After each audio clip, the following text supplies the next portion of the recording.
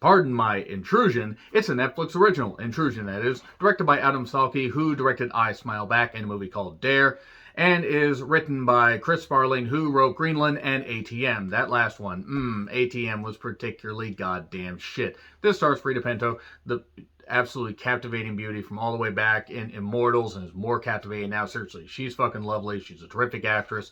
And she plays the main character of Meera, who has a husband, Henry, played by Logan Marshall Green, and they're a happy couple in a small town of Corrales, New Mexico. And outside of Roswell and also Albuquerque, I don't know shit about New Mexico, though I have heard that you could walk 5 miles, and then you could walk 5 more, and then you could walk right into someone else's door. La la la la la la la la la la la la la la la la New Mexico geography. La la la. Okay, enough. Anyway, they're a happy couple. They're living in a lavish, futuristic-y type house and everything that Henry helped build. And there's, they're just a happy couple. They're really happy on their feet. They're so out of the loop. They are so happy. Okay, enough of these crazy random songs. You want to know what this movie's about? Well, this movie's pretty goddamn simple. In fact, the plot is so goddamn simple that it is barely, thicker than this goddamn paper. Man, I looked really goddamn white. Looked whiter than normal. I looked whiter than Pennywise right here. So anyway, Meera and Henry one night, not in Bangkok, but in Corrales, New Mexico, because it would be really hard to travel for date night to Bangkok and somehow get back to your home the same goddamn night unless you're time travelers. Let's do the time warp again. Okay, enough songs. They leave their cell phones at home. And then they come back and there's a home invasion. Oh no, what the hell happened? Why is there an intrusion in our house? We have a title. Hooray! Don't even need to bother coming up with anything creative.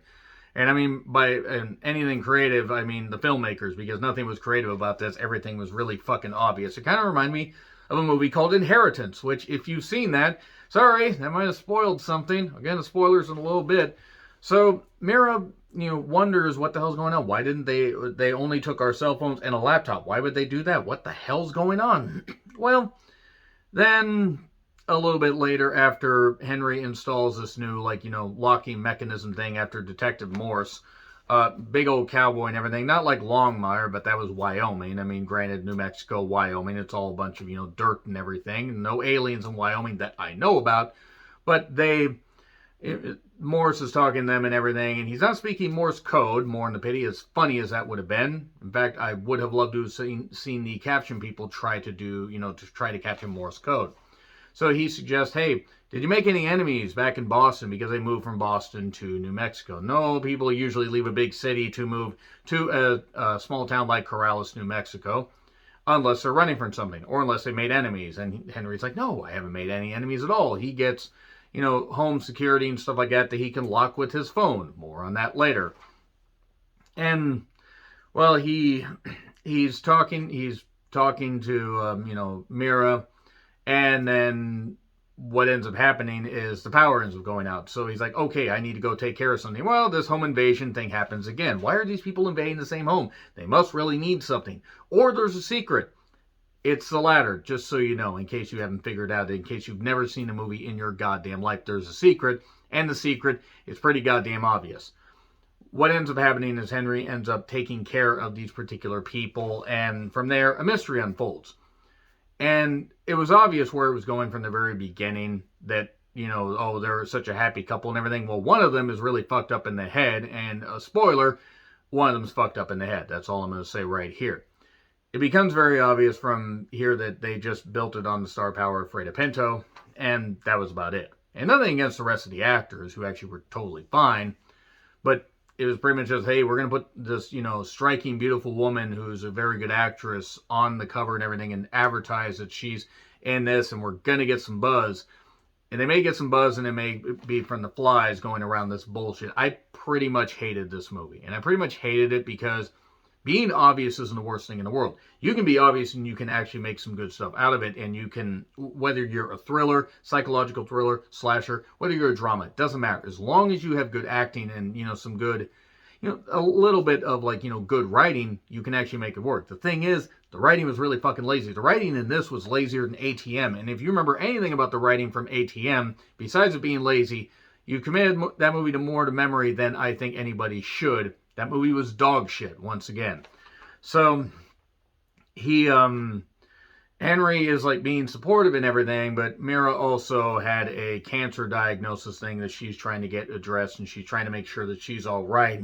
That that bad stuff won't come back. 'Cause cancer, as we know, is a goddamn bitch. Then she starts to suspect things and starts to try to solve her own mystery and rewrite history. Corral's tales, woohoo! So from there, we find out what was actually going on, and it gets pretty goddamn predictable, even more predictable than it already was.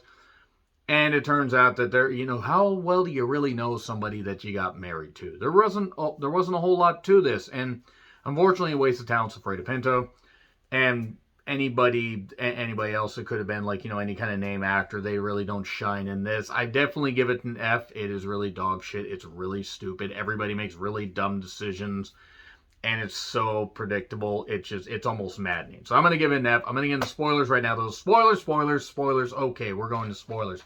All right, so the people that did the home invasion, it turns out that they actually had a missing daughter. Well, the dad did, the one that was heading this whole thing. What the hell's going on? Why would this family from this trailer park invade this fancy home? Well, it turns out that the daughter is missing. And also, Meera has been hearing weird noises from the pipes and everything, and loud banging and stuff like that, and didn't even know. And geez, missing girl, loud bangs. Girl's family was trying to find some stuff, stole a cell phone, stole a laptop, tried to go back to the house again.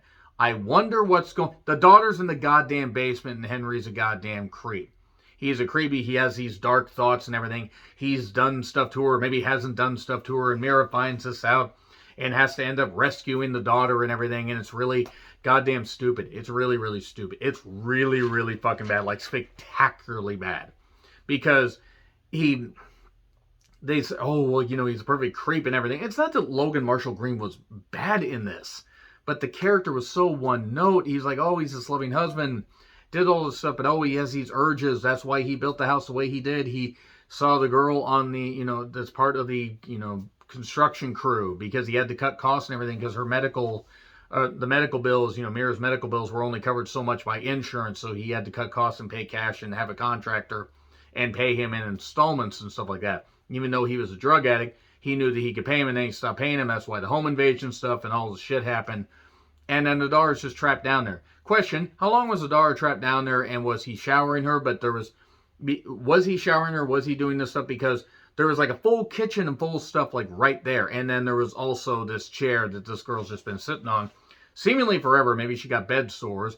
And Meera ends up rescuing her, killing her goddamn husband by hitting him over the head with a goddamn statue. The whole mystery thing leading up to that's ridiculous, because the guy's looking like he knows that his wife's going to find out. He's like, yep, okay, I'll just take care of her. It doesn't matter. She's going to believe me. She's going to love me because I took care of her and everything, even though I'm a goddamn creep. And yeah, she ends up killing him and ends up moving out of the goddamn house. And I don't know where this girl, Christine, went. Christine, by the way, played by Megan Elizabeth Kelly, who I really hope gets better roles than this, even though she tried. This gets an F, and this is dog shit. This is really, it's really, really fucking bad. It's an intrusion. It's an intrusion of interest. I don't even know how that goddamn works. It was really, really bad. And I'm gonna keep blitzing through a bunch of these, 2021 releases, not just on Netflix, but on Shudder, on Amazon, stuff like that. I'm gonna try to get as many as I can watched, even though I have seen. I saw 138, 2020 releases last year. There's no way I'm going to get to that. Unless I just completely drop everything and don't sleep, there's no way I'm going to get back up to 138 since I'm at about 48 right now. But I want to get to about 70 movies and have a variety to choose from. But if this is not on my worst list, I'm going to be shocked. Because it was... Being predictable, again, isn't the worst thing, but being like this where it's just so goddamn boring and agonizing to get through, it's really annoying. Again, F. Let me know your thoughts in the comments. Like, share, subscribe, Twitter handle in the description. I'm John Retlin. I'll see you soon.